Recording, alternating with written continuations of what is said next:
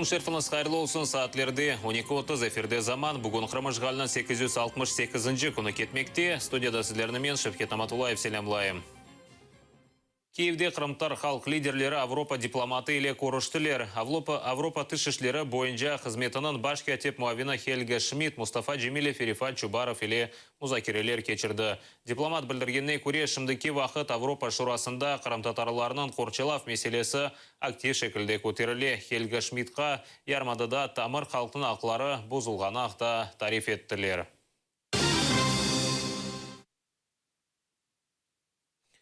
Жинайы іш тоқтатылмасы үшін махкемеге шикает. Сепаратизмде шекленген Межлис рейс муавины Илimi Умеров оңа қаршы жинайы іш тоқтатылмасы үшін Ахмеджеттің Киев район махкемесіне өз шикаетіні берген. Белеки майыс 12 күні Умеровнан евінде тинтув кешірілген сон оңа қаршы санки Русия бірдемлігіні бозмаға чағырғаны үшін сепаратизмде қабатлап жинайы іш açtılar. Уне берабер о рухи жеттен экспертиза кечмеге қаршы олғанны білдіріп таққачыға өз аризасына yolлаған чүнки бұл оның iş itibarını akaretley bile.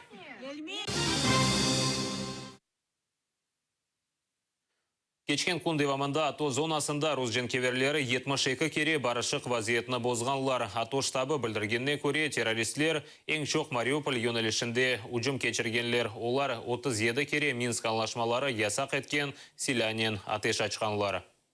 Заборонену Мінськими угодами артилерію калібру 152 мм противник використовував по наших воїнах у Мар'їнці та 122-мм самохідні установки в Красногорівці. Із 120-мм мінометів ворог бив по Старогнатівці, Богданівці, Новогригорівці, Водяному, Широкіному, Мар'їнці та Красногорівці. На Донецькому напрямку підтверджено 30 випадків ведення вогню супротивником. Із 122-мм артилерії він обстріляв Опитне та Піски, а 120-мм міномети застосував в Авдіївці та Зайцевому. Також по укріпленнях сил антитерористичної операції в цих населених пунктах окупанти стріляли з 82-мм мінометів, гранатометів різних систем та стрілецької зброї. Киевде Қырым сияси мабусы Олег Сенцовның доған күнні қайдеттілер. Майданда оның яқынлары ве дигер сияси мабуслерінің сойсоплары топлашты. Олег Сенцов өз 40 еллығыны Якутия апсханесінде қаршылай, оны Рус махкемесі терроризмде қабатлап 20 елға түрмеге ташлады. Тәпсілатлы Эльвина Сидбулаева біле. Любил ли я его? Конечно, любил, но любовь это уже походила на привычку, на любовь к старикам. Дику уже к тому времени исполнилось 10 лет. Олар Олег Сенцовның тәржімеалы ве язған әсерлерінің парчаларыны оқыйлар. Боле шекілде Сенцовға дестек телбірі башланды. Кинорежиссерның бүгін тоған күні оқыр яшыны толдырды, 2 елы апсханеде кечті. У Олега вышло несколько книг, он был также режиссером, то сегодня решили прочитать как отрывки из его последнего слова, так и отрывки из книги рассказов. То есть каждый человек, кто желает, может встать, прочитать другому человеку отрывок, который ему больше всего понравился, или просто отрывок, который он попался на глаза.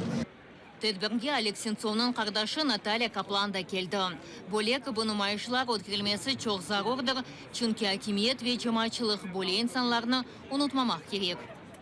Хочется ему пожелать это свободы, причем свободы не какой-то там в каком-то будущем, а в ближайшем будущем. Он не сломлен совершенно.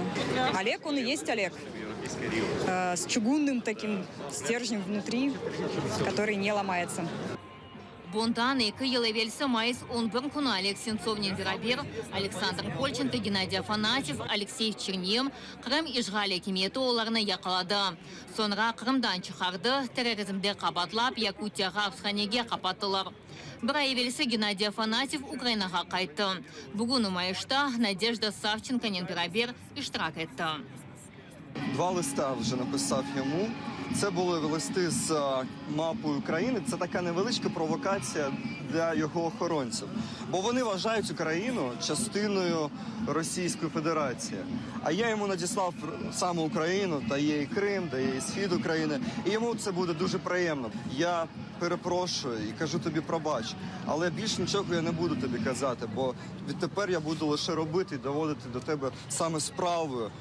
Meydanda ötkürülgen umayışqa siyasi maybus Mustafa Degirmençinin kardeşi Mavile de keldi. Degirmençini fevral 26 kunu 2014 senesinin adiselerinde kabatlap, bir yıldan ziyade cezaevinde tutalar. Действительно очень такая важная дата, потому что он является патриотом Украины. Также я хочу сказать, что мой брат Мустафа Дегирменджи сегодня в Крыму также уже более года содержится в тюрьме. Я рада сегодня находиться здесь. Олега Сенцова хочу поздравить с днем рождения, пожелать ему терпения, чтобы он с гордостью выдержал все эти испытания, которые ему сейчас приходится переживать. Ну и, конечно же, скорейшего воссоединения со своими родными. Tedbir teşkilatçıları demir parmaklılar içerisinde yazılı preçiklerini getirdiler. Sonra onlarını havaga uçurdular. İştirakçiler Sentsov'ni tez vaqtda vatanda kavuşmak niyetinden hapishanelerde bulunganlarını ve siyasi maybuslarını azat olmasını beklerler. Elvina Sidbulayeva, Sanny Minov, Zaman, АТР. Қырымда 37 insanны азбарға қуа білелері олардан 10 бала. Олар епсі Алупканың МВД шифаханесінің бір корпусында яша еділер. Ярмаданы Украина назарет еткен вақытта бұл шифаханеге чалышқан шифаханеве милиция қадемелеріні керлештіргенлер. Олар яшаған одаларына өзлері абадналаштырған. Ләкин инсанларының еллерінде іч бір весиқа жоқ. Сакинлеріні бұл бинаны запт еткенінде қабатламаға тырышалар. Вселили нам ключи по письму рекомендательному командира части, вот этот. А что они там не, как сказать, не документы не составили о нашем проживании. И сейчас говорят, что это самозахват. Ну вот после въезда сюда провели здесь капитальный ремонт, поменяли полностью отопление, завели сюда, поменяли электроснабжение, водопровод, канализацию. Все сделали за свои средства, своими силами. То есть я получил выходное пособие по ранению, по увольнению, какие-то запасы были. Все деньги, которые в семье были, все было потрачено в капитальный ремонт этого жилья. И вот самое главное, что вот квартплата, которую мы санаторию... Вот, то, что они говорят, что... Медицинский реабилитационный центр Алупка МВД Украины. Вот, это мы все оплачиваем. То, что говорят самозахват, да, почему-то оплату брали. Оплату брали же. Получилось действительно, что нас сейчас суд, и нас просто вот выгонят на улицу. Идти некуда абсолютно. Нам уже сюда и милицию посылали, как бы запугивали нас. Как бы они нам ничего плохого не делали. Ну, по указанию начальства, как они нам сказали, на каком основании вы тут живете, ну, как бы все. Приходили там юристы и все остальное, там сотрудники санатория, и как бы говорили, что вас все равно отсюда выселят, лучше сразу уезжайте. Расселение данных граждан будет производиться по мере обеспечения их жилыми помещениями в соответствии с Жилищным кодексом Российской Федерации и иными нормативными правовыми актами Российской Федерации. Ну, скажем так, просыпается Министерство внутренних дел, руководство данного санатория, и говорит, верните обратно. Наверное, надо находить компромисс, посмотреть и выйти из судов, выйти на Совмин и решить это, наверное, на местном уровне без каких-то судебных вопросов. Я так полагаю, что будет применяться правило, при котором, если вы не оговаривали, то все неотъемлемые улучшения вам не возвращаются. Раз вы не договорились с собственником о том, что, ну, об обратном. Получается, все, что они ремонтировали, в принципе, взыскать или возместить, ну, невозможно. Ахмеджит Авалиманов гүнде парковка фияты Қырым сакинлері МД мұсафірлеріні шашырта. Арабалар үшін мейданчықның реконструкциясы өткерілген сон парковка фияты 2 қат артты. Шымдар арабаны 1 саатқа қалдырмақ үшін айдавжы 200 рублей төлемеге мejбур. Шу себептен айдавжылар пара төлемемек үшін Авалиманның чевре четінде тұрмаға мejбурлар. Бұндан себеп чөплікте артмақта. Я просто 4 часа должен ждать, и как бы отдать 800 рублей за парковку нереально. Цена, конечно, большая. В прошлом году 100 рублей было, в этом 200. Ну, дороговато, я думаю. Можно подешевле сделать, конечно.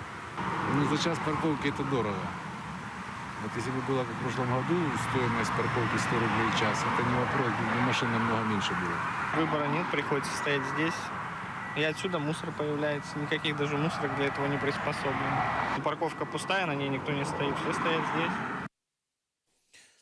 Осы сонки хаберіміз еді сіздерге. Икунлер тілейм дайма. Атерелі ол оныз көрішкенже.